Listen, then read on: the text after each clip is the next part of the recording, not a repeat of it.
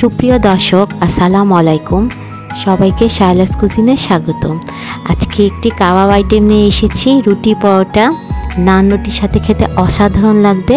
আজকে আমি আপনাদেরকে করে দেখাবো চিকেন কয়লা কাবাব। অসাধারণ হয় খেতে, ঘরোয়া উপকরণ দিয়ে খুব সহজে আমি রেসিপিটি করে দেখাবো। চলুন সরাসরি রেসিপিতে চলে যাই। আমি এখানে 1.5 কেজি থেকে একটু বড় সাইজের চিকেন নিয়েছি। আমি হাঁস হয়ে নিয়েছি, ছোট ছোট পিস করে কেটে নিয়েছি, খুব ভালোভাবে ধুয়ে পানি ঝরিয়ে নিয়েছি।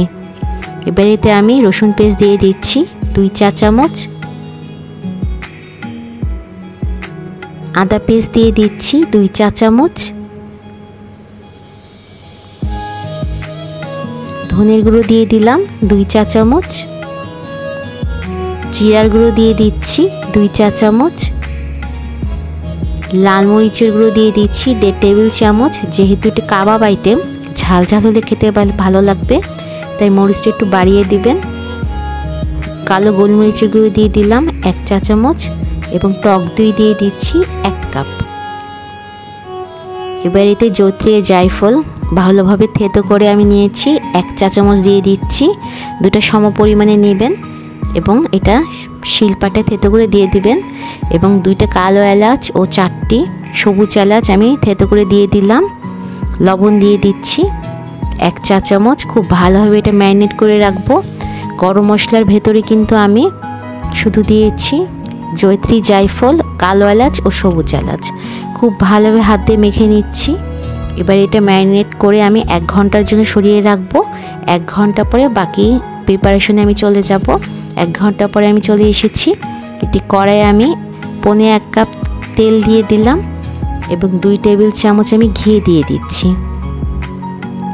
ঘিটা যখন মেল্ট হয়ে যাবে তেলের সাথে খুব ভালোভাবে, তখন আমি এতে পেঁয়াজ কুচি অ্যাড করব। ঘিটা কিন্তু মিশে গিয়েছে। এবার পেঁয়াজ কুচি আমি দিয়ে দিচ্ছি 2 কাপ। পেঁয়াজটা খুব ভালোভাবে একটু ভাজা ভাজা করে নিতে হবে, তবে এটা আমি বেরেস্তা করব না। একটু হালকা ব্রাউনিশ যখন কালার চলে আসবে তখন এতে 2টা বড় টমেটো কিউব আমি দিয়ে দেব। টমেটো যদি বড় হয় 2টা দিবেন, আর ছোট টমেটো হলে 3 থেকে 4টি দিবেন। দিয়ে খুব ভালোভাবে পেঁয়াজের সাথে একটু ভাজা ভাজা করে নেব, এবার ম্যারিনেট করে রাখা যে চিকেনটা ছিল মশলা সহ সম্পূর্ণটাই দিয়ে দিচ্ছি। দিয়ে পেঁয়াজ ও টমেটোর সাথে খুব ভালোভাবে মিক্সড করে নিতে হবে। এবার যে পাত্রটা ছিল সেটা অল্প একটু পানি দিয়ে আমি ধুয়ে নিয়েছি, সম্পূর্ণটা দিয়ে দিলাম। পানি বলতে এতটুকুই দিলাম, যেহেতু পেঁয়াজ ও টমেটো থেকে পানি উঠবে। 1 চা চামচ আর একটু লবণ দিয়ে দিলাম, যেহেতু পেঁয়াজ ও টমেটো আমি অ্যাড করেছি। এবং এই সময় আমি কিন্তু একটু চিনিও দিয়েছি, 1 চা চামচের মতো। চিনিটা আসলে স্কিপ হয়ে গেছে, ভিডিও হয়নি। এবং আমি 1 চা চামচ কাশ্মীরি লঙ্কার গুঁড়ো দিয়েছি কালারের সৌন্দর্যের জন্য। এটা হাতের কাছে না থাকলে দিবেন না, স্বাদের কোনো তারতম্য হবে না। তবে দেওয়ার সাথে সাথেই দেখতে পাচ্ছেন কালারটা কত সুন্দর এসেছে। ঢেকে আমি 10 মিনিট রান্না করব। 10 মিনিট পরে কিন্তু এটার পানিটা অনেকটাই টেনে এসেছে এবং এটা অনেকটা মাখা মাখা হবে। যেহেতু কাবাব আইটেম, এটা ভাজা ভাজা করতে হবে। নাড়াচাড়া করে আমি আরও 10 মিনিটের জন্য ঢেকে দিচ্ছি। মিডিয়াম আঁচ রাখবেন যাতে পুড়ে না যায়। আমি 10 মিনিট পর দেখিয়ে দিচ্ছি কতটা পানি টেনে নিয়েছে এবং তেল উপরে কিন্তু অলরেডি ভাসা শুরু করেছে। আর একটু ভাজা ভাজা করে আমি ঢাকনা দিয়ে ঢেকে বন্ধ করে নেব। এটা যখন একটু ঠান্ডা হয়ে আসবে তখন আমি এটাকে কয়লা অ্যাড করব। আমি দেখিয়ে দিচ্ছি। এবার মাছ বরাবর আমি একটু সরিয়ে নিচ্ছি। এতে আমি কয়লার একটি পাত্র রাখবো। জ্বলন্ত কয়লা আমি আগে অন্য একটা চুলায় আমি জ্বালিয়ে রেখেছিলাম। একটি স্টিলের পাত্রের মধ্যে আমি এটা দিয়ে দিলাম। দেখতেই পাচ্ছেন, এটা দিয়ে উপর থেকে একটু ঘি দেব। যেহেতু নিচে একটু তেল আছে, এখনই কিন্তু অলরেডি ধোয়া ওঠা শুরু করেছে। আমি উপর থেকে 1 চা চামচ ঘি দিয়ে দিব, তখন ফ্লেভারটাও খুব ভালো আসবে এবং কয়লাটা জ্বলবে। ঢাকনা দিয়ে ঢেকে আমি 15 মিনিট অপেক্ষা করব। দেখতেই পাচ্ছেন ধোঁয়ায় ভরে গিয়েছে।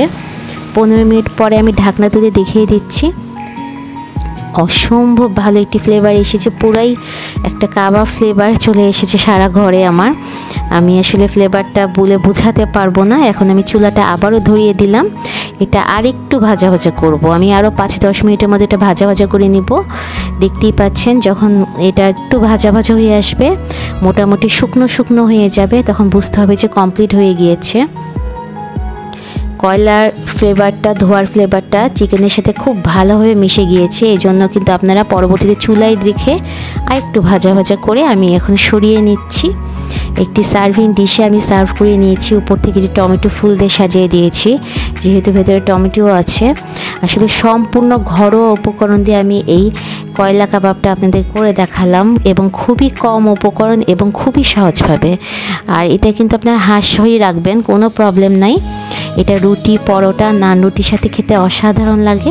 তাছাড়াও প্লেন পোলাও ও ভাত দিয়েও আপনার পরিবেশন করতে পারবেন। তো আশা করি আমার এই ঘরোয়া উপকরণ দিয়ে কয়লা চিকেনের রেসিপিটি ভালো লেগেছে এবং ভিডিওটি ভালো লেগেছে।